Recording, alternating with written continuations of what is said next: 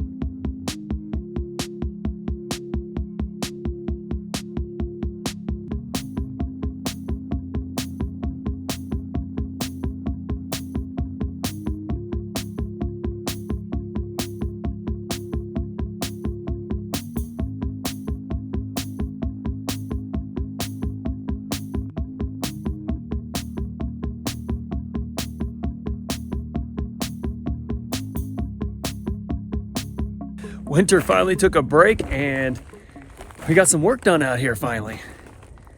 We've got all of the plastic, the visqueen plastic down now, and the wire metal fabric or whatever rolled out, and some rebar put in.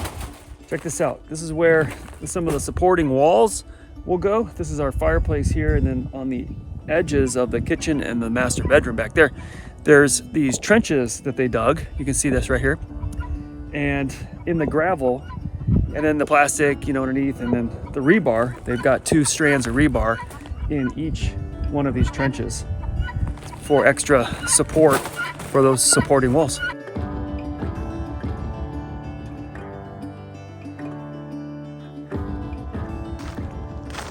They've thrown all the pallets on here and the center blocks to hold it down in case it gets windy, I guess, until the concrete trucks get here.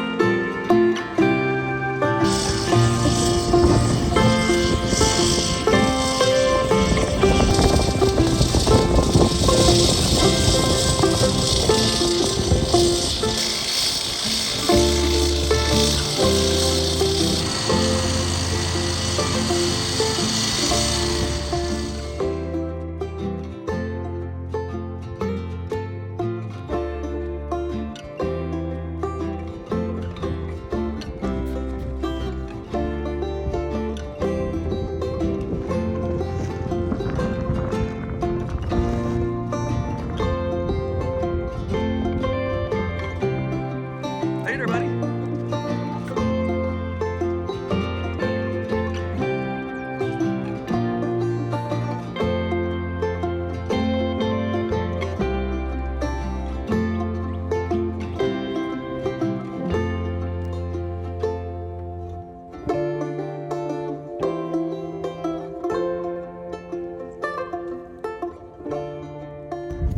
So I had mentioned in earlier videos that the block layers were going to come back and finish the block in the front where they had that gap there so the skid steer can get in there and move the gravel around. Well, they never came back, but they decided, I guess the builder decided that it didn't need to, that they can just form this out here and just pour straight concrete.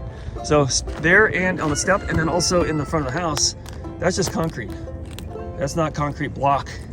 So I guess that was efficient and didn't have to bring the block layers back out and spend that money. So one of the things I forgot to talk about in the last video, the under slab plumbing that we did, you can check that video out. There's a link above and down below in the description. But the thing I forgot to talk about was the electrical. We have a little bit of electrical that went under the slab. So the electrician came out and put in these receptacles here. They're little plastic receptacle boxes that, you know, are in the concrete there that the receptacles will go in.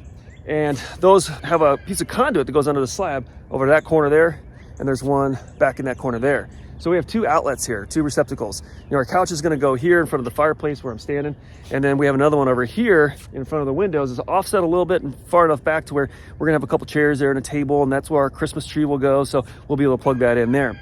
The other piece that's under slab that he did was our island right here. Since we're going to have a big kitchen island there, I needed power out to it, and so they ran power from that corner, or the conduit is from that corner right there, and that goes under the slab to the island location. So I forgot about that, and it's important to call that out, that the under slab electrical needed to be done before they pour the slab. So I've gotten a lot of questions about whether or not we're going to do radiant floor heating, because we've got this giant slab here, so it just would make sense that we could do something like that. And I really did want to do that, especially in the Barndominium. That's where I did all my research and came to the conclusion that it just didn't make sense, because in the south here, we just have, our temperature swings are just too wild, from hot to cold, back to hot again. During the day, from day to day, I mean, we can have days in the teens and then days in the 70s. I mean, one right after the other. So when you do radiant floor heating, it has to heat up this thermal mass to a point that then radiates that heat. Well, it takes a long time to do that, and then even worse, it takes a lot longer to cool it off then. So if we're, you know, in the teens one day and we have this thing cranking and it's going nice and warm and we're toasty and cozy and whatnot, and the next day we're 70 degrees, we're gonna be cooking, because it's gonna get too hot in here and it's not gonna cool down fast enough. So that's why we decided we're gonna go with just a traditional heat pump that will work fine for our house here. And also, I've got a really good wood burning stove insert that we're gonna put in here that's going to provide plenty of heat from wood fire that will be nice and cozy itself.